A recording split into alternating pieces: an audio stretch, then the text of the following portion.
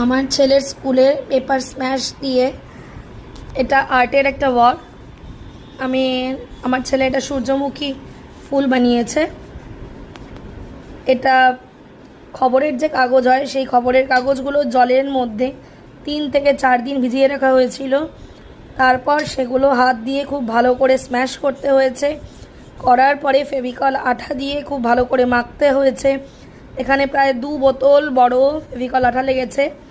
তারপর সেটা একটা মণ্ড তৈরি হয়েছে। সেই মণ্ডটাকে শেপ দিয়ে সূর্যমুখী ফুল বানানো হয়েছে এবং সেটা রোদে শুকাতে হয়েছে 3 থেকে 4 দিনের জন্য। তারপর এটাকে শুকিয়ে একটা শেপ তৈরি করা হয়েছে সূর্যমুখী ফুলের। দেন এটা কালার করা হয়েছে সূর্যমুখী কালার। কেমন হয়েছে অবশ্য জানিও সবাই।